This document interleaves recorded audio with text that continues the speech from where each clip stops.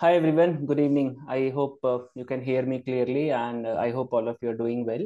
So, welcome to this webinar by the marketing area of IIM Udaipur. And as the slide mentions, the purpose of this webinar is to share more about PhD in marketing at IIM Udaipur. And today, a group of marketing faculty will be taking you through a set of information to share with you in terms of what all this idea of PhD in marketing at IIM Udaipur is all about. So, five of us are present here from the marketing faculty. Let me introduce the panelists one by one. So we have with us Professor Tanvi Gupta, who is the PhD chairperson, and she is also a faculty in marketing area, particularly doing research in the experimental and cultural domains of marketing. Then we have Professor Rajesh Nanarpuzha, who is doing research primarily in the domain of the cultural aspects of consumption.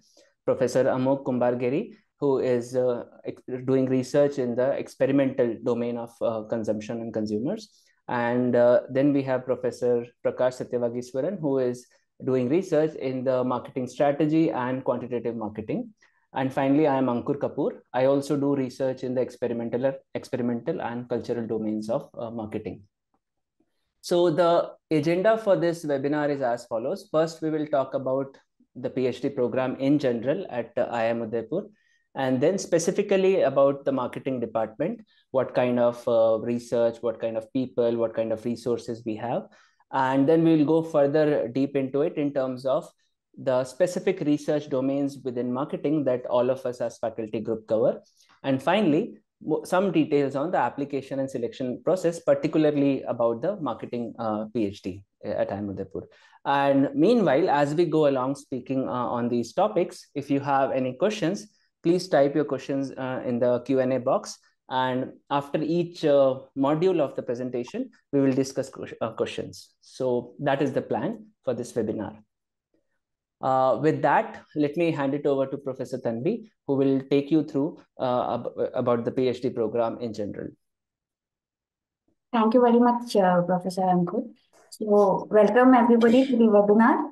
I'll just be talking about the overall PhD program in marketing and about the program at the university itself.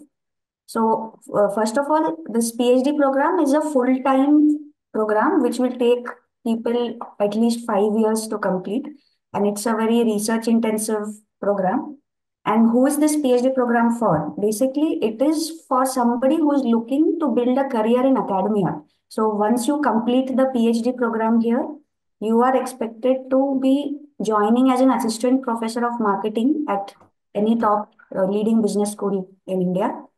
And in addition to just becoming a faculty, the main thing about PhD is to train you to do high quality research, right? So if you are aspiring to publish in the top tier marketing journals in the world and trying to develop your own personal brand as a global scholar in this field, then this is the PhD program for you, because we as IIM Udaipur, we are very known for our research culture, and most of us aim to publish in the topmost journals in the world in our field.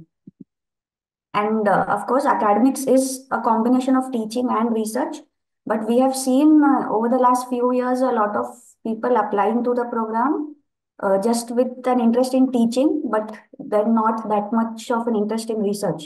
But if you're looking for IIM Udaipur as a place to do your PhD, then you need to be passionate about research, because research is something which we give much more importance to, and it's not just an interest in teaching that it should drive you to this program. And of course, a genuine intellectual interest in marketing. And when I say interest in marketing, I mean that when we are looking at applicants, during the interview process, we are looking for people who have a little more deeper understanding of marketing beyond just the 4 P's of marketing and that's it, right? So you should have a genuine interest in this field, overall in the field of marketing or consumer behavior, and you should have spent some time thinking about this subject area and what you want to do in this more deeply. And of course, this program is not recommended for somebody looking for a corporate job. So it's not like a route to just get an IIM tag on a CV to get into a corporate job, because this is a full-time 5-year program, and it's pretty much, if you're planning to get back to corporate, then we would suggest you to maybe go for some other shorter program instead of doing a PhD. So basically, it is for people who want to get into the academic job market, and IIM Udaipur's research focus and training will actually give you an edge to get into a good academic job after your PhD. So one reason which kind of differentiates IIM Udaipur as compared to all the other newer IIMs for PhD is basically our research ecosystem. And I would like to urge all of you that whenever you're choosing a school to do your PhD in, don't go by MBA rankings. You need to look at research rankings, because MBA rankings you can use to choose where you want to do an MBA. But you need to look at research rankings to choose where you want to do your PhD. And if you look at the UTD rankings, which is basically ranking based on the quality of research output that comes out from a business school in the top tier journals in the world, IIM Udaipur is ranked number 4 in India right now. It is pretty much in the same league as the older IIMs, the top IIMs in the country. So I would urge you all to take this into consideration and do a good research about the research ecosystem in the business schools where you are trying to apply for your PhD. And then this is basically just to give you an overview of what the PhD program looks like. So it's a 5-year full-time program. First 2 years you will be having coursework, and this coursework is not the same as MBA coursework. It's completely a separate course structure created for PhD students, and the subjects would be much more rigorous, and you'll be going in depth into various theoretical perspectives and methodological perspectives in the subject. So during the first 2 years, you will, along with coursework, you will also get to do some hands-on research projects. So you'll have a first-year research project which will work at the end of first year, and then you have a second-year research project which you work under the guidance of faculty. And after that, after your coursework, then in the third year, you have a comprehensive exam which tests your capability to conduct independent research and your understanding of whatever you had studied in the first 2 years. Once you clear that, then you can formally begin your thesis work by creating your committee, and under the guidance of faculty, you then work on your thesis till the 5th year. And during this process, you will also get an opportunity to do teaching assistance work, which will train, through which you can also get trained on the teaching aspect of an academic career. So overall, in this 5 years of time, it's quite a rigorous course, and you will get a complete all-round development of yourself as a research scholar and an academician. Right, and these are like, there are a lot of courses that would be offered through the first 2 years. So I would just like to highlight the diversity of courses that are provided, core courses within the marketing department. So and we will be anyways covering it in more detail in this webinar later, but you see that we cover a lot of the paradigms within marketing, right? So you have consumer behavior, marketing strategy, marketing models, consumer culture theory in terms of the theoretical domains. And in terms of the methods also, we'll be covering qualitative research methods, experimental research methods, and a lot of econometric modeling. So all different kinds of methods would also be covered. And you'll also have training on writing and how to communicate your research well. Right, and then there'll also be a lot of important financial assistance that's provided to the students across the program. And I'd like to say that our stipend is one of the best stipends being given across IIMs in India right now. So it's quite self-explanatory here. So you will be paid a monthly stipend for 5 years. So there's no fees, right? As a student, you don't have to pay fees. The institute would be paying you to study for your PhD. So 37,000 per month for first 2 years. Once you clear your comprehensive exam, it will be increased to 40,000. And once you defend your thesis proposal, it will be increased to 44,000. And there are a lot of international grant opportunities for you to travel for conferences. And also, we have this unique opportunity of a fully funded semester program abroad. So the institute is also, it's a competitive merit-based scholarship, which is being started from the upcoming academic year, where students will get an opportunity to go for a funded semester abroad and spend time working at a top university, learning about the research culture and working with a faculty there. And of course, there's on-campus accommodation available. We also have a married hostel currently under construction, which is likely to be ready within the next couple of years. And yeah, so I already talked about the global exposure that students get here. Even I think Professor Ankur would talk more about that from the students' perspective. So I would encourage that you also reach out to some of the current PhD students on LinkedIn or other platforms to learn from them, from their experiences directly. So this is just a snapshot of our campus, which is kind of almost like a resort. You're living in the middle of Aravalli Hills in Udaipur, and normally people pay to live in such places. But if you do a PhD here, the institute will pay you to live here. So it's a very nice experience for anyone who's really wants to immerse yourself in academia and be away from a polluted city otherwise. Yeah, so this was just a snapshot of the program. So if there are any questions so far, we could take them now. There is one question which is about what is the maternity leave policy for PhD students, and if that so if the PhD extends beyond 5 years because of maternity leave, then is it paid, etc. So question about maternity leave. Yeah. Okay. So I think maternity leave would be the standard across institutes where they give a 6 months paid maternity leave.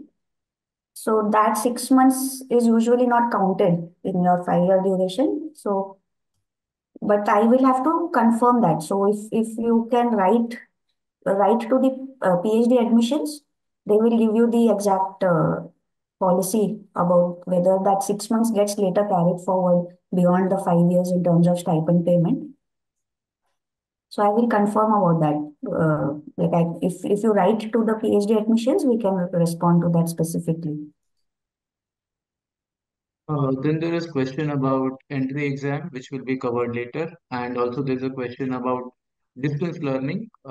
Yeah, so we just don't provide a distance learning option. It is an on-campus program. Yeah, so it's a full-time program and you are expected to be on campus. So we don't have a distance learning option at IIM Udaipur for PhD.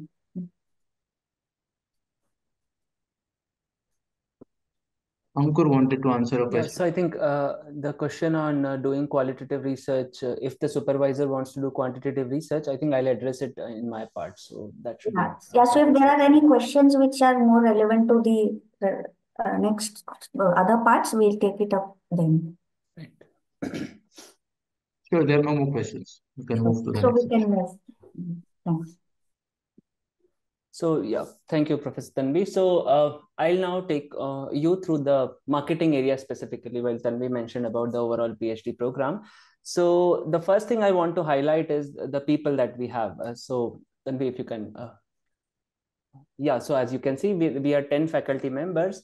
And the point I want to share is that all these faculty members that we are engaged in diverse research, right? So as you will know eventually, or you may know, that in marketing there are, broadly speaking, four domains of research. One is experimental consumer psychology, then consumer culture theory, which is mostly qualitative, then there is quantitative marketing, and then there's marketing strategy. And this is one of the unique aspect of IIM Udaipur, that we have faculty members who are practicing research in all these four domains. So, and that is important because as a potential PhD student, you will have the flexibility to, explore and then develop yourself in your own interest domain. rather than falling short of people or falling short of faculty who do research in that and then adjusting your research interest. So I think Swarnendu might be asked that, am I free to do qualitative research if the supervisor wants to work on quantitative research? That is unlikely at IIM Udaipur because, as I've said, we have people who practice all the 4 major domains of marketing research. So a student always have the flexibility to reach out to the faculty where the interest aligns rather than being force fitted because of lack of options. And not only that, we have diverse research interest. All of us are research active, and by that I mean that all of us are doing publications which are considered top tier publications in the marketing domain, and that is something which, that's the vision with which IIM Udaipur was started, to be a research focused institute. And therefore, all of us are involved in are still completely research active and are producing some top tier publications like UTD and FT50 publications. And relatedly, IIM Udaipur has kind of made a mark on the research map of the business schools across the world. So if we talk about top research schools across the world, IIM Udaipur is known to them, right? So there is a network into which we are situated, where we are kind of collaborating with top researchers across the world, and that all these things combine to offer you as potential PhD students a very good environment, a very good training platform from which you can start your academic careers. And here I would encourage you to go through our profiles and see exactly in detail what these diverse research areas are, and then decide that how your research interests fit with the faculty research areas. And when I say this, it's also important to remember that it's not necessary that you have zeroed down on your research interest. If you're broad and open, that is also okay, because the first 2 years of coursework is intended to expose you to different research domains so that you make an informed decision. The point being that, yes, eventually when you make the decision of your interest, you will have people with whom you can actually work. And one additional thing I would want to specifically highlight is that our area is a very non-hierarchical area. So to that extent, there's a openness with which PhD students can reach out to faculty and talk to them and discuss things, and things kind of work around the topics and the research ideas rather than other things. So with that, let me just move on. So when we say we are research focused, faculty are research intensive, what exactly does it mean? So as I've indicated, IIM Udaipur was started with the vision of being a research focused institute. So as you will realize, time is one of the most important resource a researcher can have. And to that extent, all of us are in the context where we are provided a lot of time to focus on research. So teaching requirements are such that we are able to spend good time on research. Resources are sufficient, rather quite a lot. So all these things allow us to keep doing research in our interest areas. So that's one part. Second is that we also have some dedicated centers and labs which kind of support our research. For example, we have Consumer Culture Lab, which is primarily in the domain of cultural research, which is kind of the pioneer on this front in the Indian landscape. And all of us who are interested in doing cultural research, and if you are interested in that, then potentially you can collaborate and work under this resources provided by the Culture Lab. We also have Center for Healthcare, which is headed by Professor Prakash and Professor Veda, where it is the research around interventions and explorations on how marketing insights and marketing knowledge can improve health outcomes.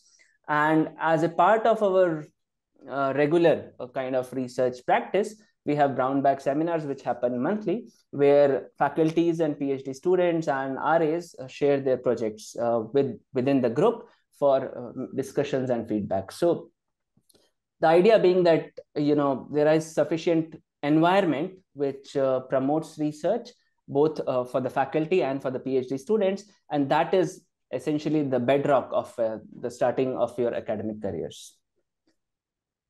One additional unique thing about IIM Udaipur is the idea of these area advisors. So for the marketing area, we have two area advisors in the domain of experimental research and cultural research.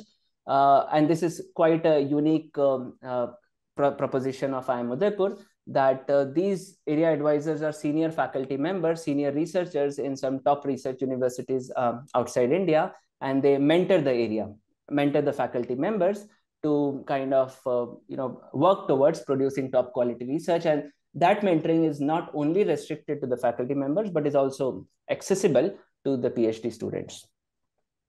And lastly, something more about PhD students. So we have PhD students from senior years to the starting years across the full spectrum. And importantly, these PhD students that we have currently have kind of made their mark in some sense at the stage they are, right? So they have been able to get their papers accepted at top conferences in marketing, like Association of Consumer Research, Consumer Culture Theory Conference, etc. Not only that, they have won competitive grants, and also they have kind of won certain competitions that allow them to showcase their papers and their research. And they also have been competitively selected across in different doctoral seminars. So, I mean, for the sake of time, I'm not sharing those details, but I strongly encourage you to reach out to these marketing PhD students to understand their experience of doing a marketing PhD at IIM Udaipur, what have been their experiences, their journey, so that you can have more unbiased and more informed decision as you go forward in this particular decision of PhD at IIM Udaipur. And in fact, a couple of students have in fact found international faculty members to join their thesis advisory committee. Right. So they have been proactive and they have actually found that, and they're already working with international co-authors on ongoing projects. So it's a very nice space, and Right. people are able to leverage that I am doing. Right. So I think there's one question that are there any faculty involved in research linked to luxury and lifestyle brands and their customers? Is there a scope for such research at IIMU? So short answer is yes, because luxury brands, lifestyle brands is a topic that falls under the broader domain of branding research, and there are faculty members who are doing branding research at IIM Udaipur. So yes, that is a possibility that exists. Something on the consumer culture lab. I think my colleague Professor Rajesh will talk more about it in his session. So that I think we can answer that question at that point in time. I don't think there are any more questions on the marketing area particularly, so we can proceed. Yeah. Hi, Ankur. Thanks, Ankur. So let me go ahead and introduce different areas. So I'll begin with introducing consumer behavior domain. And as it's already mentioned that the other domains are strategy and modeling and consumer culture theory. Yeah, and just to kind of emphasize why we are doing this and why it's important is because that's having faculty who work on these different domains is essential.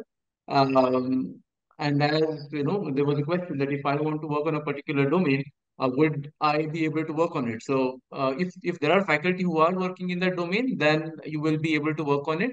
And this is what separates IMU from most of the leading research oriented IIMs as well, because even the other top three IIMs or the institutes that you saw would have an overrepresentation in one of these domains and no representation or minimal representation in some of the domains. But what sets IMU apart is having a kind of equal emphasis and a significant emphasis in all of the four domains that we are seeing. So with that, let me talk a little bit about what is this consumer behavior domain. So consumer behavior is largely popularly used for consumer psychology. So in consumer psychology, what we try to understand is whatever decisions that consumers take. with reference to buying or using or disposing, whatever actions that consumers are engaged in, even like, pre-buying, after buying, during their using, etc. What are these different factors that influence their decisions? So it includes branding, it includes behavioral pricing, it includes emotions, it includes all kind of decision making. So, so this is a very broad area. And while researching this from a consumer psychology perspective, we largely draw, as the name suggests, we largely draw from psychology as the base discipline. We largely employ psychological theories, psychological concepts in explaining the consumer decision making in various contexts. And also, there is a large emphasis on finding the underlying psychological process in each of these actions or behaviors that we are studying. And the method that we use in this particular consumer psychology domain is experiments. This could be field experiments, this could be lab experiments, this could be even neurophysiological experiments using techniques such as eye tracking, EEG, etc. So, and as a forthcoming soon likely update that we might have a behavioral lab of our own. So there we will have all these neurophysiological equipments and facilities like EEG, eye tracking, etc. to do neuroscience-based experiments in consumer psychology. So that's broadly what we do as far as consumer psychology domain. And when we, so what are the leading journals in this domain? The leading journals in this domain are Journal of Consumer Research, Journal of Consumer Psychology, International Journal of Research in Marketing. And why I'm mentioning this is because the group of people who are working in this domain, that is, so Professor Tanvi, Professor Ankur, and it's Professor Jayan, it's me and Professor Ria. So you'll find these on the website. So all of us are actively engaged in publishing in these journals. So for example, Professor Tanvi has a paper published in JCR. Professor Tanvi and Professor Ankur have a paper published in JCP. So it's me, Professor Jayan, Professor Ria, we have our papers under review at IJRM. So all of us are involved in publishing our work in these leading journals. And that's what kind of gives you an edge uh, at IMU, that you will be working with people who have published and are publishing in the leading journals, so that the training that you will receive will be of, like, the cutting edge training that is required for publishing in the top journals. And just I want to kind of re-emphasize this point, that whenever you're looking for a PhD program, study the faculty very closely, because your training, you will be trained directly by the faculty, and other aspects like, networking, peer learning, etc., which matter in MBA, don't matter so much directly. But yeah, networking is important, and again, that is also to an extent influenced by faculty, because if faculty has good networks, you will benefit from those networks. And at IMU here, because we are all engaged in um, working with the leading people across the world. So there is a good network in place, and you will be able to benefit from those as well. So I think that's broadly what I wanted to cover as a part of this section. Tanvi, would it be Yeah, good sure. for you if you can just give a quick overview, and then maybe Prakash can take questions later or Yes, something sure, like sure. that? Yeah. Yeah. Yeah, so basically, the marketing strategy and quantitative marketing, these are two domains of research within the field of marketing. And as Prakash mentioned, marketing strategy is the field of research that investigates the question from the firm's perspective. So, how do companies behave, and how do companies make decisions, as opposed to how individual consumers make decisions? So the level of analysis is at the firm, and the most of the methods that are used in this is secondary data and econometrics, and there are a lot of field experiments as well that are done. And because you are studying organizations, so there is also qualitative methods that apply even here. And mostly the top journals in this space are Journal of Marketing, Journal of Marketing Research, and JAMS, which is the Journal of the Academic of Marketing Science, and JPPM, which is the Journal of Public Policy and Marketing. So these are the key journals, which are again, UTD and FT50 journals in the space of market management. And then quantitative marketing, again, is different from marketing strategy. In quantitative marketing, basically, you're drawing from economics as a mother discipline. So if as a student, if you have an interest or inclination towards quantitative methods, and if you have a very good foundation on mathematical abilities, and if you understand economics very well, then this is a very interesting space for you, where you can use econometric models, and utility functions and game theory and a lot of different concepts to explain either consumer behavior or firm behavior. And the methods again are used, econometric methods are used, and then there's a lot of advanced techniques like machine learning, text analytics, which is again a growing field, big data analysis. So all those techniques are used. And of course, field experiments are done in this domain as well. And then there's an entire space of theoretical modeling, which is done in this space. And even for this, the top journals, again, there is a journal called Marketing Science, which is again UTD, like one of the top journals in the field. And then you have Management Science, which cuts across different domains within management. And then you have QME, and then again, JMR and JM publishes both strategy and quantitative marketing. So if you're interested in this domain, we encourage you to look at the kind of work that gets published in these journals.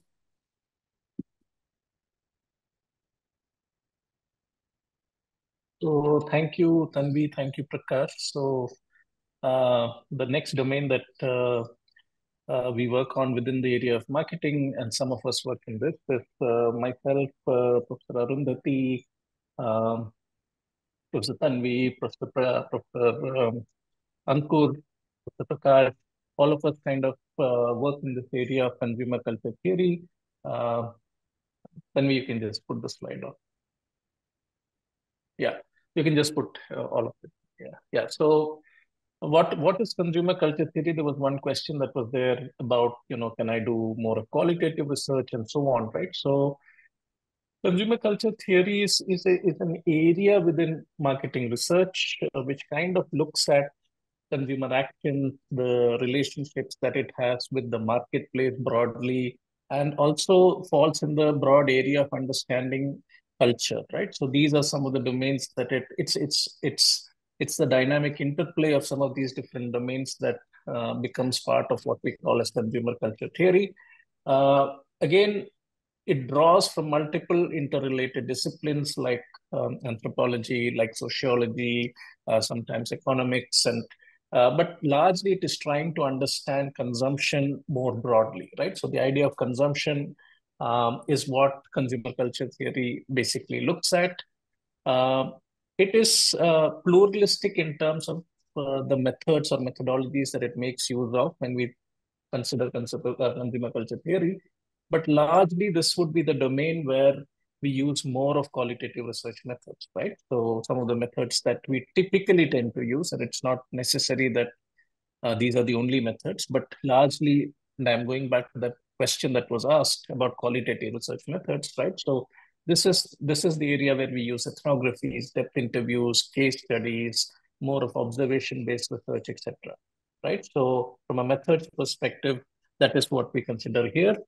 And as Professor Ankur had talked about, we also have the consumer culture lab at IIM Udaipur, which is one of the first initiatives maybe in Asia to understand the consumer better, specifically the Indian consumer better, right? So we have projects there where we try to understand the Indian consumer better. You can find more details about the consumer culture lab by going to the IIMU website. There's a separate web page and a separate website there for the consumer culture lab. We've done some very interesting projects. You can find one project called Rang Bhumi, which was led by Professor Tanvi.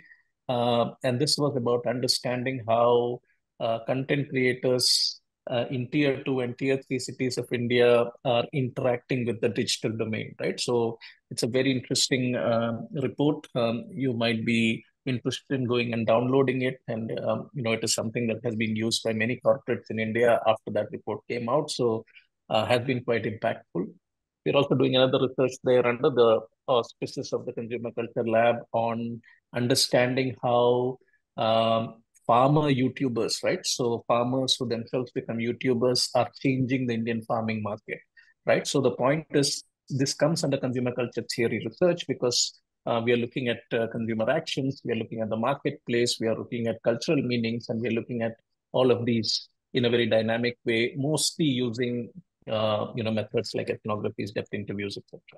Right. So that in a way is an overview of this particular domain that we also work on, and quite a few of us work in the marketing area at IIM. And another thing I wanted to add is that, like, we have talked about all these domains and methods and theories, but you don't need to, like, we are not expecting you to already know all of these things when you are applying. This is something which you would learn through the coursework that is done. But we just wanted to, like, just introduce you to all the different paradigms that are available for you to choose your research after you get into the program. So there's a question. I have an experience of 12 years in market insights. How PhD can help me at this stage? As I can't quit corporate, earlier I was thinking of executive MBA. Would you like to take a shot, Professor Tanvi? Yeah, so as I said, it's a full-time program for 5 years. So if you were to join here, you will need to quit your corporate job and be a full-time student for 5 years. And after that, basically, ideally, we would want you to move into academia after that. But if you feel that this is going to, like, you want to still go back to a corporate, and this 5 years of PhD is going to, help you to elevate further in, the way you are going to apply your learnings in the consumer insights space in the industry, you could choose to do that. But then it's an investment of your time and the opportunity cost that is involved. So, I mean, I would suggest that you could think over it, like, wow, because ultimately, PhD is done in order to learn how to do academic research. So, academic research and the kind of research which is done in the industry, they are very different. So, if you want to continue doing commercial research for the industry, then you don't necessarily need to do a PhD. There's a question on about nudge. And so the question is, I'm very keen to do something in the area of nudge marketing. Does this topic also come under CCT? So I would like to add here that, nudge is more of a psychological intervention. So it is covered under consumer psychology. But yeah, if, if you want to add something about CCT, I think Professor Tanvi or Rajesh can. Yeah, so nudge is basically coming from behavioral economics. And behavioral economics is actually rooted in psychology, as Professor Amogh said.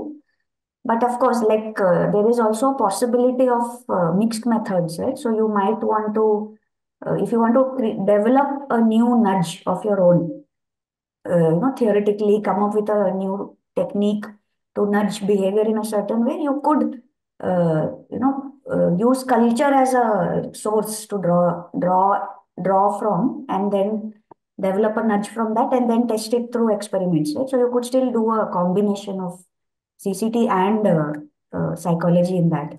So here, because we have like people doing all the different kinds of research in the department, you could kind of work with multiple people on the same project and do something big from that.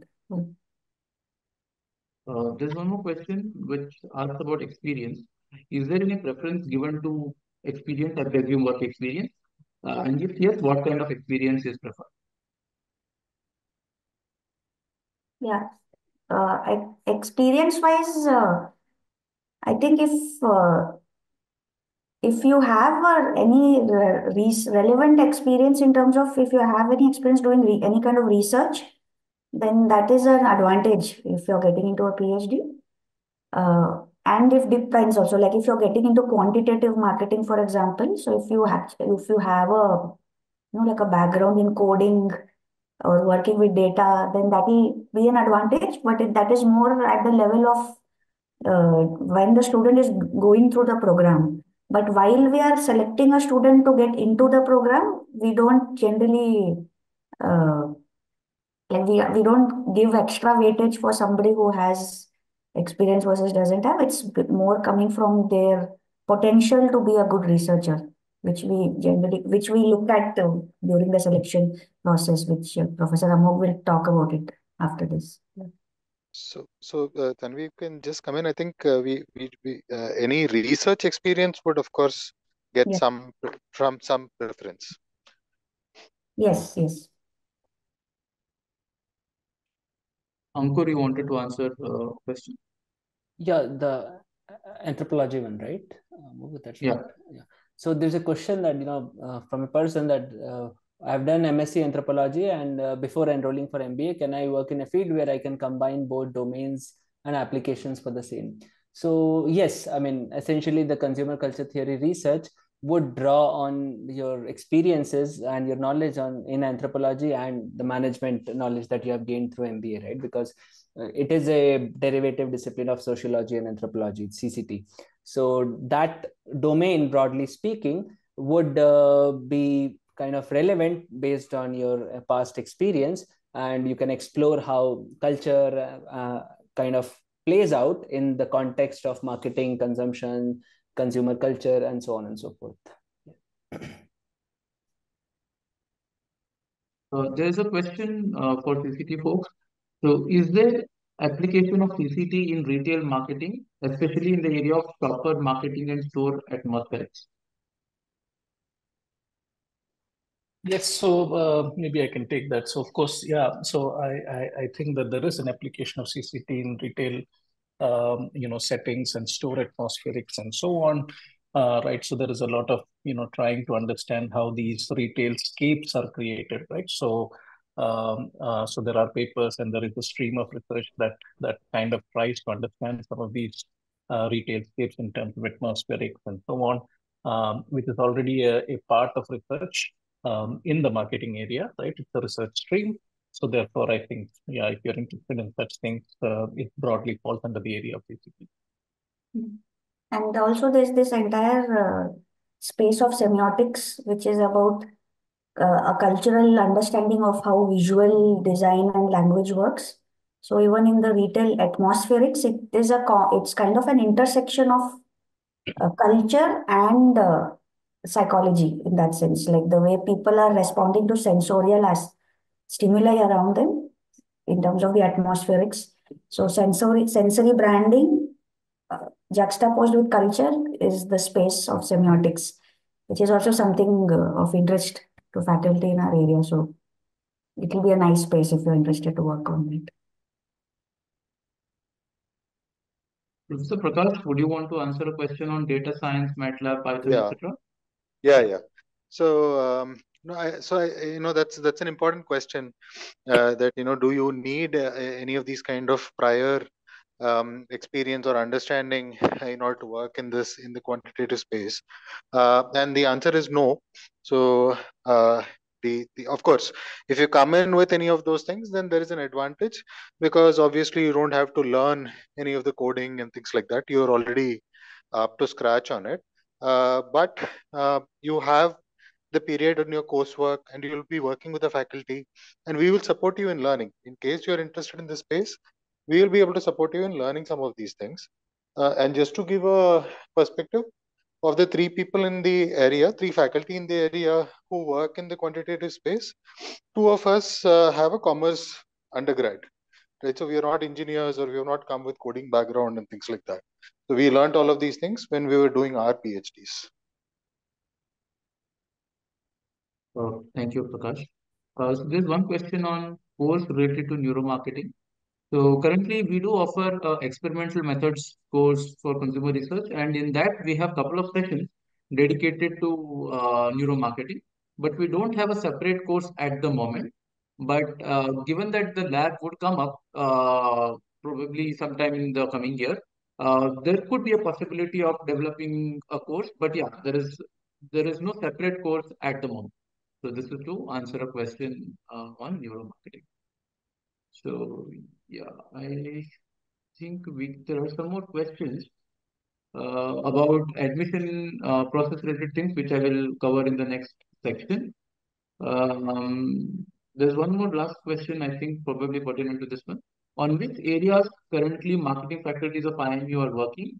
Is there any chance to do research on implementation of AI analytics in marketing? Is there any chance to do research on brand management?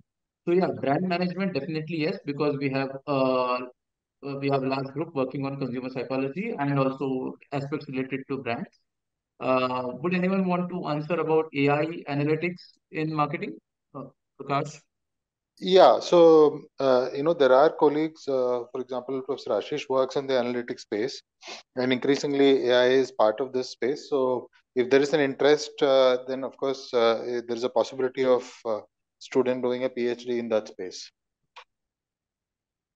Yeah. And Great. just to answer the first question of first part of that question, on which areas currently marketing faculties of IIMU are working, I would kind of propose to go to the website and see through the profiles of the marketing faculty members. We have listed our research interests, so that will give you a kind of a overview of the topics on which we are doing research. And as I had mentioned, right, some of the students have also gone and invited international faculty into their committees. So when you're forming your thesis advisory committee, if there is some aspect of your topic which maybe within the department there's no expertise, you could still invite somebody internationally acclaimed onto your project, right? And we are pretty much flexible and open up with that. So at the end, if your idea is interesting, we'll find a way to get you some expert guidance for you to take that project forward. Sure, I think we can take one last question.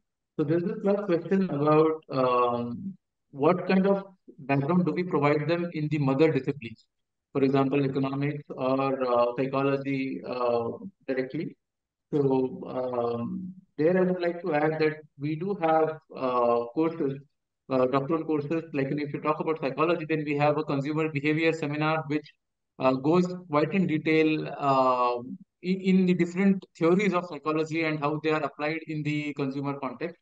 Also, we have economics related foundational courses. Also, behavioral psychology courses, I think, course separately in the foundational in the first year. So yeah, we do cover a significant aspects of these mother disciplines. But of course, as we grow in our academic pursuit, it would be beneficial in our interest that we go above and beyond what is offered in the coursework and do something which is more closer to what we are doing. And for example, if I'm working on social psychology, the program has given me sufficient grounding in exposing me to psychology related coursework. But if I want to go deeper into social psychology, you can talk to people here and they will lead you to courses or they lead you to papers and books, etc., which can provide you more grounding in the mother disciplines. But yeah, we do kind of cover the essentials of the mother discipline. Yeah, so even for the quantitative methods paradigm, there are series of foundational courses that students will go through in their first year. So you have microeconomics, then econometrics one, econometrics two. So they are all the foundational courses of economics which will go through in the first year, and then in the second year the advanced applications of those would be covered. So even like one thing is that because it is an IIM, so mostly IIMs are like B schools, so it's not like a university, so we don't have a separate psychology department, right? It's pretty much management disciplines, but within that, through courses, we try to give you as much grounding as possible on some of the parent disciplines, but it is more student driven in that sense that you need to kind of spend time in reading up the basics of whichever paradigm you're interested in, So even I, as a PhD student myself, I spent extra time in picking up a psychology textbook, a master's level psychology textbook, and I read it alongside my PhD coursework, which was going on. So I think that is something, students can also push themselves to build that foundation along with the application courses. Yeah, I think we can move to the next section. Sure. So yes, I would now be talking about application requirements. So we have explained all of this on the website, but I'm sharing them again here. So yeah, these are the documents that you would need to include: your class 10th mark sheet, class 12, bachelor's, master's if applicable, any other professional course if applicable, your CV, your photo ID. I'll elaborate a little bit more on statement of purpose, and of course your the entrance exam. So these are the different entrance exams. So there was a question on entrance exams. So yes, we do accept CAT, GMAT, GRE, and NET JRF. So there's a question on NET JRF where so if there is JRF in commerce, do we accept that? I think we do. Professor Tanvi, any Yeah, so thoughts? you can basically, so this is actually a UGC requirement that for any PhD selection process, there needs to be an examination, like a competitive examination step before we shortlist candidates. So that's why we have kind of kept it open that any of these competitive exams, if you submit a score, your application will be valid, and then we can go ahead with the screening. So we don't have like a cutoff as such that you need to score this much in order to get shortlisted. We just need a score because that is a requirement, UGC requirement in terms of uh, that there is a kind of a competitive examination through which application has been done. So we are flexible with whichever field you have done your NET in. Yeah. And then there was a question about weightage on these different criteria. So if you leave statement of purpose aside, the rest of the other things that you see on this slide have more or less equal weightage. Statement of purpose has a little bit higher weightage. So yeah, that's answering the weightage question broadly. Now let me explain why we have a little higher weightage for statement of purpose. Because a statement of purpose tells us why, so kind of explains us both your motivation to do a PhD and your some evidence in terms of your motivation.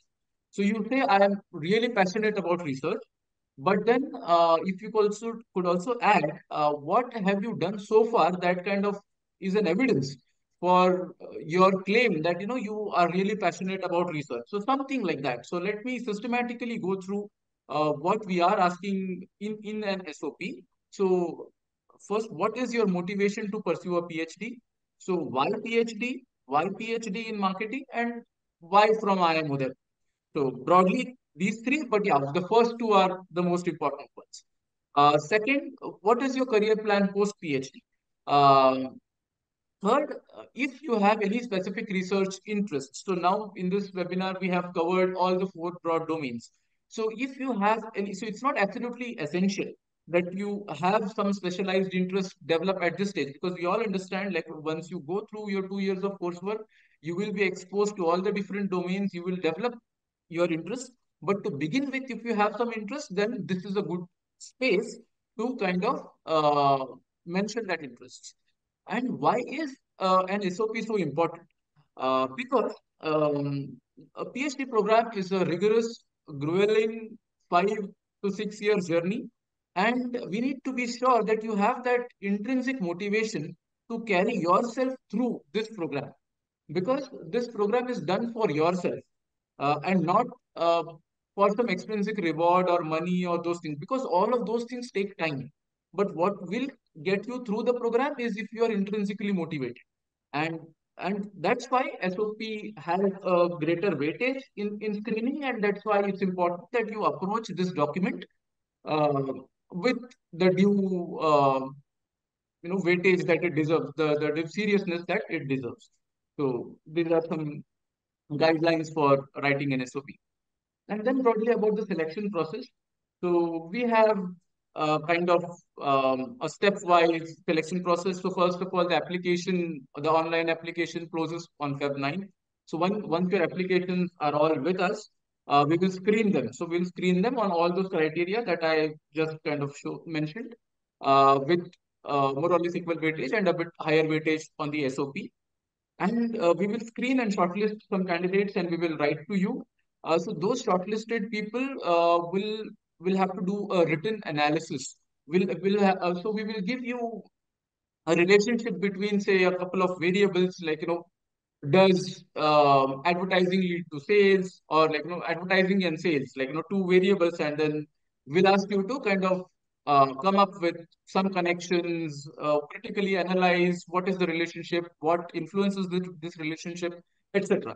So you'll be expected to write about a couple of pages, I guess, at the max. And so here we want to see your research thinking, your analytical thinking about a particular relationship, about a particular research problem. And then we will again shortlist people after this task. And then we will call the shortlisted people for virtual interviews. And these virtual interviews should happen somewhere in the second half of Feb, or latest by first week of March.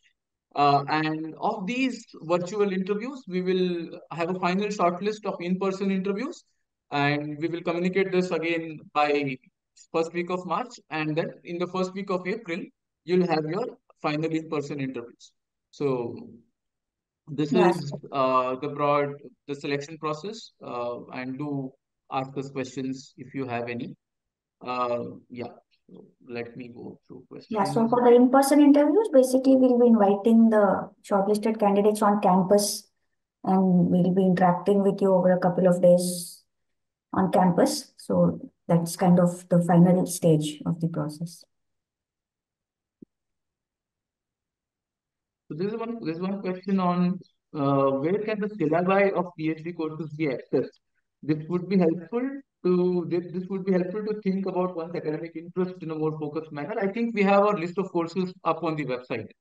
So you can definitely go check out the website and find all the coursework which is there in the first 2 years. And I think that should answer your. Yeah, but yeah, individual course outlines is not something which is kind of shared in the public domain, because that is kind of the owned by the individual faculty. But if you want to know specifically about courses, we would suggest that you could try to reach out to some of the current PhD students and try to talk to them and understand firsthand about their experiences of actually going through the courses that are covered. So there's a question on campus accommodation during the in-person interview. So I think we do provide campus accommodation for the Yes. in-person interview. Yes, so basically the idea is that we want the candidates to experience the campus when they come to the interview. So we would be making them to stay on campus during the interview. So there's a question on whether the written analysis will be done online or offline. So it will be done online. So it will be a kind of it will be online. Either it could be proctored or non-proctored. Most likely proctored, but yeah, it will be online. It's not offline, definitely.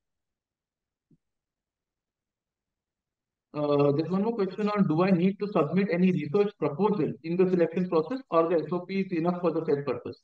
SOP is enough. You don't have to submit any separate research proposal. Please describe the written analysis component once again. So the written analysis component is, we will give you probably one or two more variables or constructs, as we call them. That is, for example, say advertising and sales. So we will ask you to, what are all the possible factors that can influence this relationship? If advertising leads to sales, when does it lead? When does it not lead?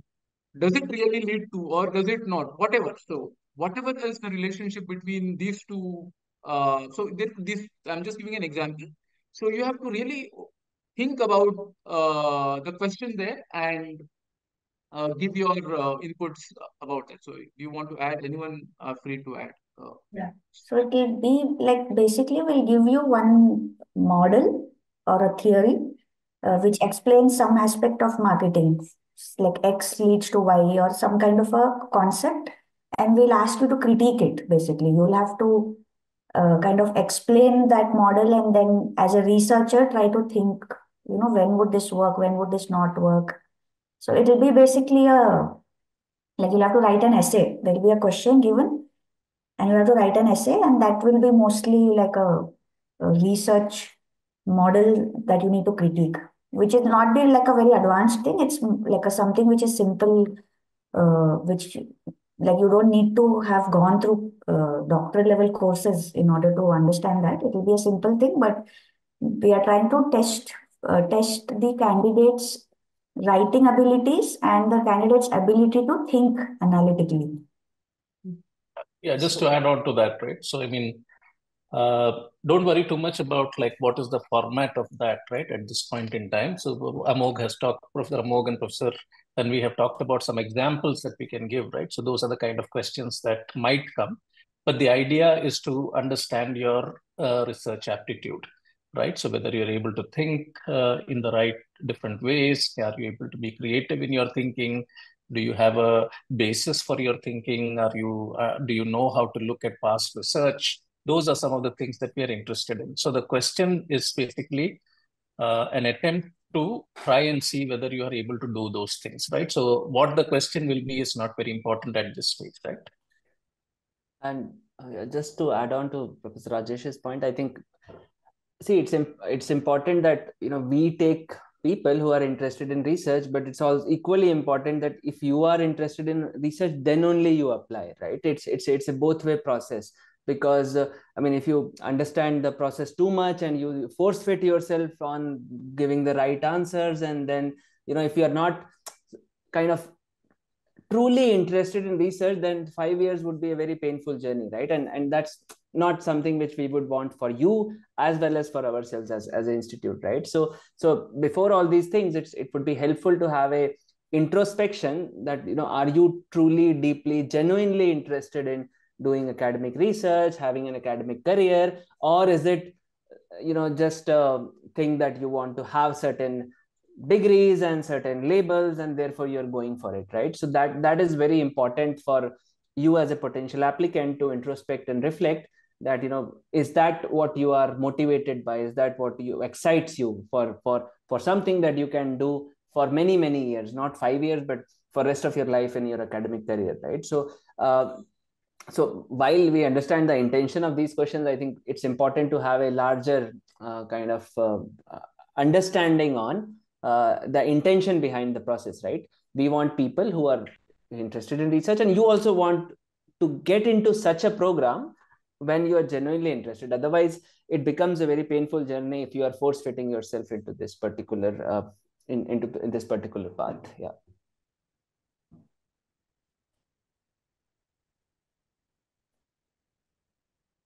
No more new questions. Yeah, so I think model or sample questions be available for, right? So yeah, I think no, they would not be available, because the intention is not to get the right answer, right? The intention is to make sure that you are interested in doing research from a genuine perspective.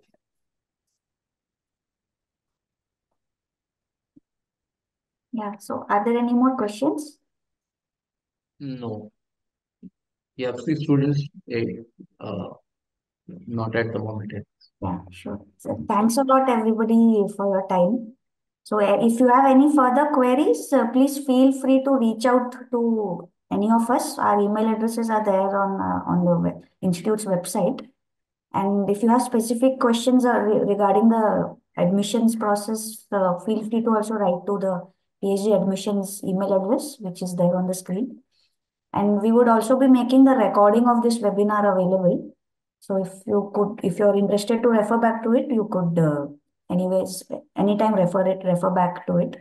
So we're looking forward to seeing you in the application process and hoping to have you in the program for the next batch. Thanks a lot, everyone, for your time. Thank you, everyone. Take care. Thank you, Thank everyone. you. Thank you. Thank you all. Is it offline now? It's still recording. Okay. I think, yeah. Okay. चलो ठीक है, Amok मिलते हैं. Bye. Thank you, IT team. Bye.